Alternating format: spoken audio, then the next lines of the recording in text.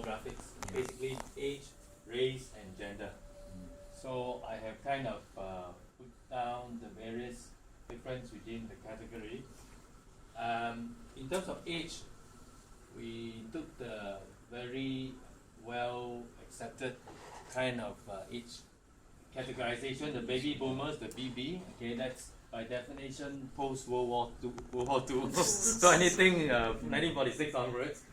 Gen X will be 1966 to 1976. Gen Y will be 1977 to 1974. Okay, where is the source? Sorry? National Library. Yeah, no. Social library. Social Library, okay. So Gen Z will be 95 onwards. So this one we very much left them alone because they are still schooling. So I think this is adult learning, so you're not going into school. The source is a social librarian. Social librarian, okay. Yeah, but I think this is already accepted. The baby boomers, typically the training style, baby boomers, if you want to see a sample of baby boomers, the three of us are baby boomers. Okay. I didn't include our trainer. Anyway, yeah. Simple. Yeah. The baby boomers has got some characteristics. They are experienced people, they are nostalgic people. They listen to the 90.5 channel. Not true, 92. 92. Yeah. I'm speaking of myself. Right? So you give them a bit more respect, okay? You give them more patience because if you are going too fast on your PowerPoint, sometimes they cannot see, Yeah, so you use a bigger font also because respect of the font size. Yeah. You can tell if they are baby boomers or not. Sometimes when they receive your name card, they need to lift up their glasses. They need that help. But they are rich in experience, so you need to learn to tap on their experience so as to draw their experience to concur with. In fact, they can be a very good source of experience provider, and if you know how to use them, they can come alongside to give you a good facilitation because some of them has got experience. So you give them deference to that, and so if you are doing things like what I do, a lot on case studies and training on the law, you give them. What I always do is when I flash a case, I will ask them, how many of you know these names? And many hands will go up because they've been there and done that. Some of these cases are for people who at one time could be very big in the market. So there is that agreement with the class, and then naturally the class become more alive. People say, oh, I know this guy, I know that building, and so on. So that's with the baby boomers. Gen X and Gen Y, generally they are more IT savvy. So you can go more on the IT, and they are very fast. So using the IT platform is not a problem. But I think they like to hear success story because they are also climbing the corporate ladder and they want to achieve. So the success story, I find that it's always very powerful to draw them, to say that so and so has done this and so on. So they will be all ears when they want to listen to the success stories. So I found that the training style with Gen X and Gen Y, you use success story will be quite a good winning formula.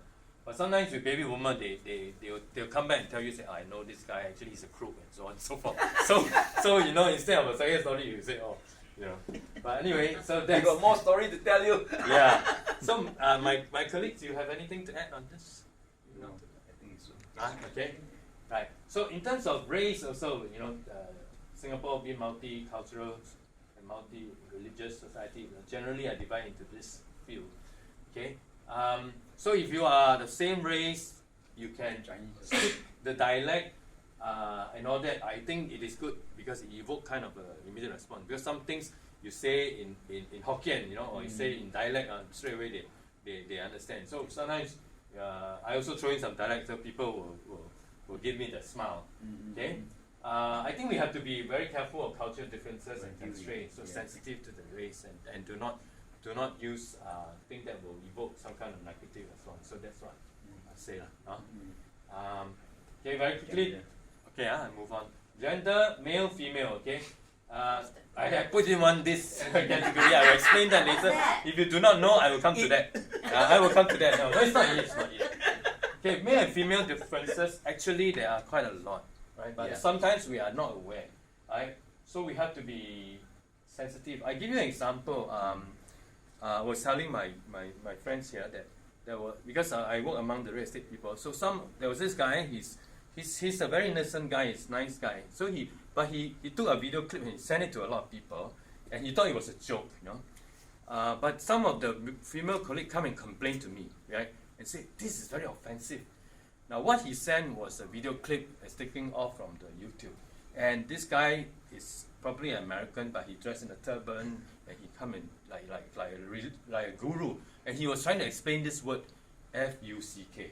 And he used the I think you've seen it, and he make it very humorous. You can use this as a punctuation. You can use it to emphasize. You can a lot of things.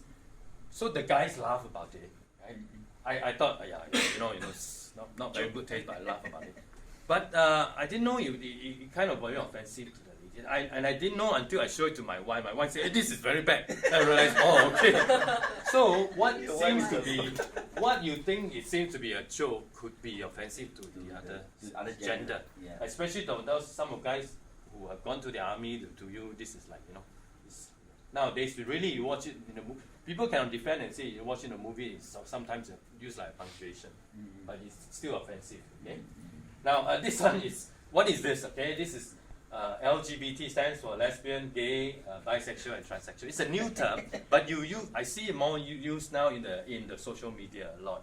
So some of them they have this value, and you have to be sensitive to the issues and mindset. So so sometimes you cannot hit up.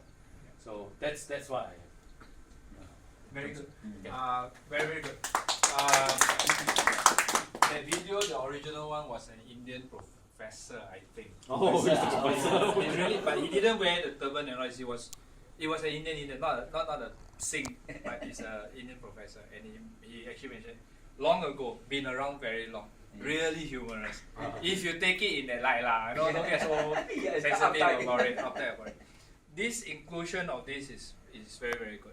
I think it recognizes the current society as it is, and not very easy to handle, honestly.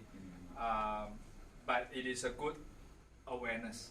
Okay, whatever our orientation is, it is still a lifestyle. Whatever orientation is. Okay, so I think it was very good to include this, because we are going to be facilitators. We can be stuck in the past. Again, like I say, it's whatever our beliefs are, has got nothing to do with our beliefs. You cannot come into a class and say, I'm traditional, this, and this, and therefore this doesn't exist. That's not right. you may have people Doesn't matter. Because it already exists, so you can say. Correct. Yeah, that's right. Whatever our own belief systems are. Okay, and then we recognize, and then we treat people generally with respect. Okay, so that was a very good inclusion. All right. The